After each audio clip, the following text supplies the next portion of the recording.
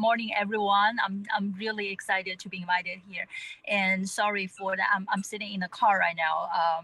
I'm actually enjoying Florida sunshine here. My company is having a all firm event next week here, so I flew out earlier just to have a mini vacation. Anyway, I'm really excited to be here and to be honest, really humbled to be invited here to just talk about my journey. Really just, I want to share how I grow up, my whole experience from school and also at work, and maybe just share some of my thoughts as well. And if there's any question, I'm happy to feel free to jump in anytime to ask me questions. I would love to have the dialogue. So first of all, Yvette Zhang. So right now I'm working as a director at the global management consulting firm AlixPartners. So you saw the logo here. That's my company. But when I'm actually a first generation immigrant. I grew up in Shanghai, China. And when I was a kid, I actually really loved science and math because it's the most interesting thing. I enjoy like learning. I got some prizes in math during the school, like high school and elementary school. I beat all the guys, all the boys. So who said like girls cannot be good at math or science? We really can do really well in that. So when I graduate, so I went to actually when in China we have the national-wide college entry exams, just like as what's SAC, right? In SAT in US. So we have that too, and I almost got the perfect score in math, also in physics and other science classes, and that got me into the top university in Shanghai. It's Fudan University. And when I graduated, I was major in economics. And that needs a lot of math in it as well. And I think for other students who didn't have really good math scores in their high school or didn't like it, well, they'll struggle a little bit, but I actually helped them a lot in the math. When I graduated from college, I got my first job at Accenture. So although I grew up or worked in China at that moment, starting from my first day of my career, I worked for American companies. So at Accenture, I did 4-year consulting. And again, math is the most important thing I would say at work as well, because for consulting, it's very data driven. You need to collect the data, analyze data, and draw very insightful, and find very practical insights and draw conclusions to help company to grow to even make the world better, right? And so I've been working for Accenture for 4 years. Then I got the offer from Kellogg Northwestern in Chicago. So I actually spent 2 years in the Chicago area in 2010, from 2010 to 2012. I actually went back to Chicago just a few weeks ago for my 10-year B school reunion. Just loved the place, like Chicago and Evanston, just loved it so much. When I graduate, again, at B school, math is very important. Although it's all about business, it's still very data driven. So Kellogg is very well known for the marketing, but marketing is a mixture or is combination, right, of science and arts. So math, the data is the basis, is a foundation to do all the analysis and then to draw the conclusion. So we learned a lot of math and practice that as well. And after Kellogg, I graduated in 2012. I joined a couple of other firms before I went back to consulting. I worked for Cummins in the corporate strategy team. The company is in Indiana. That I figured out it's not my lifestyle. I grew up in Shanghai, so I'm more a big city girl. I moved to New York afterwards, and then worked for Arconic, another manufacturing company, in the internal consulting team as well. But after a while, I still think, I love external consulting a lot. That's my passion. So 4 years ago, I joined AlixPartners. It's a global management consulting firm. I'm majored in the auto and industrial team. I will share more thoughts about that as well. And recently got promoted, early this year got promoted to the director. We don't have that many female working in management consulting, and either also not even fewer, right, in auto and industrial field. But I feel really proud to be one of the very few, because my passion or my interest in math and in science. So right now I'm working as the director, actually the only female director now in the auto and industrial team in my group globally, and also I'm the global leader of the Asian ERG. So that's the employee resource group, leading like 400-500 Asian colleagues globally in my firm. So, well, that's a really a little bit long monologue about my whole journey, who I am, and what gets me here. But I really want to share a few thoughts. First of all, I think to reflect on the theme, right? To really focus on the theme we're talking about today. It's about math. It's about science. It could be very interesting and very powerful. Also, very rewarding. When I was a kid, I just loved solving those really difficult math problems, math or physics problems. It helps you to understand the world, understand everything much more clearly, and that's a tool that you can leverage throughout your life. Even when now I'm thinking about what are like those really all the classes we had before at school, back like 20 or even 10 years, 20, 30 years ago at school, I think math is definitely one of the most important one, because whenever you step out of the school, started your career or have kids, have family, math is everywhere. You need it. You need it to have a better life. Even in the future, just if you take care of your finance, your personal finance, you need math as well. So it is the most important, powerful tool that you want to have it in your toolkit when you grow up. And then secondly, I would say I want to share two more things here just from my career. One is, when I like I mentioned earlier, I worked in consulting where there's not that many females. And also I was working for the auto and industrial industry. So I worked for two companies before in that field, and also right now consulting with those firms. And there are so many guys in the room, plus me as the only female, one of the only 2 or 3 females there. It never bothered me, to be honest, until one day I went back to a B school in Michigan. That's University of Michigan, Ross B School, attending a women leadership in women conference. One college girl or one MBA student came up to me asking me the question, do you feel uncomfortable when you are sitting in the ballroom surrounded by all the male all the male colleagues? Those are like VPs, head of this business, head of that business. I was like, when she asked me that question, I was like, I never thought about that question at all. But now, since you asked me that question, it felt really great. Because you know what? I am the only female surrounded by 20 guys, but they listen to me. They really respect my findings, my recommendations, and how can I get there? Because I started like the science, the math before, and that really got me accumulated knowledge, the toolkit of how to solve the problems in the world. And lastly, I want to maybe finish with a recent story or something I learned just a few weeks ago when I went back to school in Kellogg. For the reunion, so there were a few professor sessions as well. I signed up for a few ESG topics, D&I topics, and there was one topic talking about whether how much R&D expense, how much R&D investment we have put in the world, as a country, right? In US compared to other countries and compared to the history. The professor was talking about, we are decreasing our investment in R&D, in science.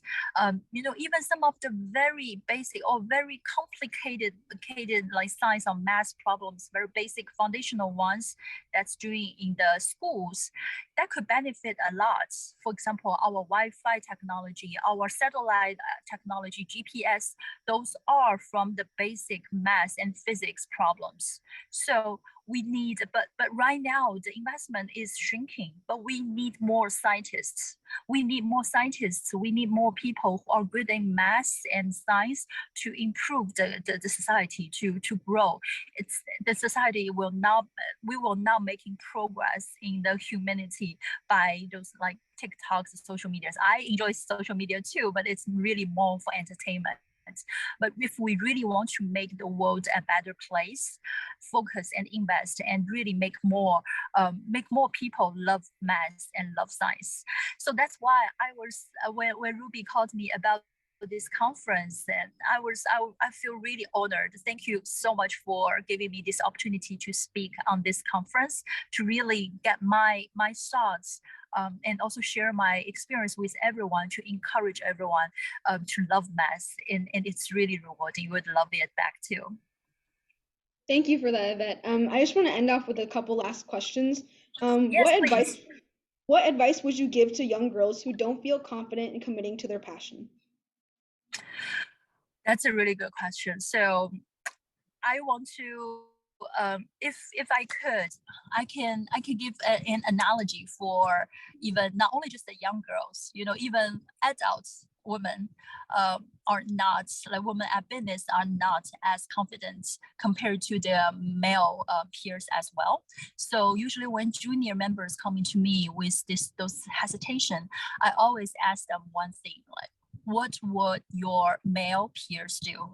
What would they think? And again, that's, I could use another example I got from Kellogg reunion as well. Well, on one of the negotiation class, the professor is very famous in negotiation, and she asked us a question. Let's imagine there's one new job post. It listed 5 criteria. If you said you need to meet these 5 criteria to apply for the job, right? Imagine, just have a guess. How many criteria does a woman think they need to meet before they can apply? I can tell you maybe 6. Because even for females, no matter girls or adult women, we always think we're not good enough. Even if you already meet all those 5 criteria, you think maybe I'm still not good enough. That's why we're saying you might need 6 or 7 to convince yourself to apply the job, to be confident about it. However, do you know how many criteria does the man think like need to apply for the job? Hold your thoughts there. I could tell you maybe 0. The only reason is they want it. They even don't care whether they meet the criteria or not. So they have the confidence like that. Why we cannot have it, right? So it's same thing, like no matter at school, at sports, I'm really good. I love sports as well. I'm actually this afternoon, I'm going to do some scuba diving. That's why you saw me maybe a little bit casual dressed like here. I run marathon as well. So we could do everything. We could be really like comparable to, or even, be the boys. I bet I beat the boys at school in math all the time. No matter like school, sports, or everything. Be confident about yourself. You have the potential. You can be better. You can be the person you want to be. Mm-hmm. And who were your female role models when you were younger? And how were they your female mentors, and what impact did they make for you? Great question.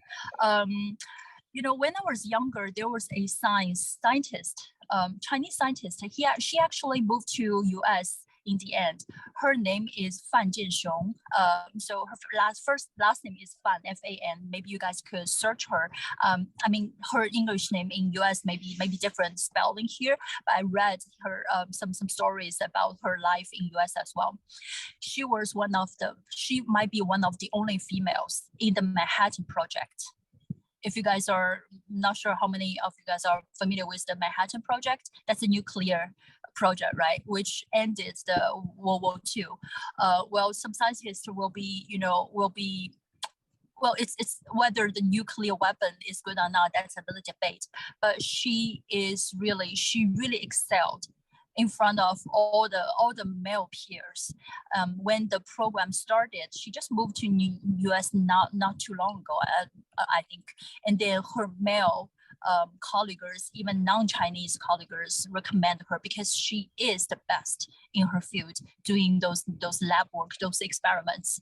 So, and she has influenced a lot of female, I think Chinese girls at that time. So that's when I'm growing up. And I think right now I can say RBG definitely is one of my role model. She's the one speaking up for female, and not only just for female, she actually spoke up for all the people unrepresented or unprivileged. Right, she fought for even guys for their rights to be equal as well.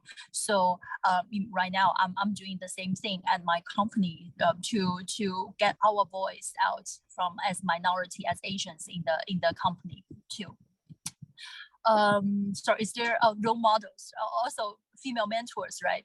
I do have some, well, although there are not so many female consultants, and we want to recruit more, and I want to be the role model for some junior female consultants as well. But I did have a few really good female mentors at work. So what I think the biggest influence I got, or what I benefit most from them, is first of all, they share with their own experience. They told me how they were sponsored, like they got a sponsor from their leaders. So that's like for example, there's one female managing director at my firm. Well, to be honest, although in the industrial team in my firm, there is no female managing director, period, like major in this group. But then we have someone who has done all those projects before, so she is kind of the minor or the extended group in the group. So she's taking care a lot of our female consultants now. We started doing regular, like periodical, like every 2 months we talk to each other, check in, and she's answering any questions I have. After a few sessions, she even offered to write annual performance review or annual feedback for me to really support my promotion. So that's what I learned from my female mentor as well. Share your own knowledge, share your own experience to help the junior people to grow, answer their questions, but also create opportunities for them to shine. So she actually introduced me to other clients, to other managing directors to get on other projects. And I'm trying to learn from her to do the same for other junior female consultants as well now. Thank you for that, Yvette. And we talked a lot about your experiences later in life in your career. Do you mind sharing and talking a little bit about your high school experiences, and if stereotypes ever affected your mindset in high school? Yeah, good question. So, well, you guys are gonna talk to Silver later. She's my high school classmate. You can ask her same question. Like, she's even better in science than me. We two are usually the number one, number two in science and math at school. My high school experience is actually both Silver and we are the top ones in the class. So I mean, the stereotype might be a little bit different. The chemistry might be a little bit different in the education system in China versus here. Because in China, if you have high score at school, you are the best class. You are the best students, right? So students will admire you. The teachers, they love you a lot. You are their favorite students. So it's kind of even. I think there is no stereotype back in China at the high school, because if you are good at those exams, those tests, well, that's debatable too. But if you're good at it, like you are shining everywhere. And also I told you guys I'm good at sports as well. So like I said earlier, there's nothing you cannot do to beat other boys. And I think I got the support from all the classmates, from all the school teachers as well. And another thing is, you guys can ask Silver that question later as well. Silver and we are so good at math at that moment. We finished the 3-year high school math within 1 year. So as the school actually support us during that. And the rest of the 2 years, we don't attend any of those regular math classes, but use those time to prepare for math competitions nationally. So, well, just see that, like, there are so many. Silver and we are just two of those girls at high school who are good at math, and we are just one of the many of there. Again, I'll tell you, like, we beat boys at school. That was really interesting to hear about, Yvette. And the last question I like to end off with is, what does a female role model mean to you? I think I can reflect back to what I shared with the mentors I got at career recently right now. First of all, like the female, actually, we could do so much better. We're so better in multitasking. So one thing I heard from at my career and my job right now is people always say that, oh, you are very good at multitasking, because I do consulting work, I do ERG, right, the resource employee resource group with the Asian colleagues. We are the most active group in the company. Then people will be like, wow, how we sell projects, we do trainings, all kinds of different things. And other guys will ask me like, hey, how could you just do so much work?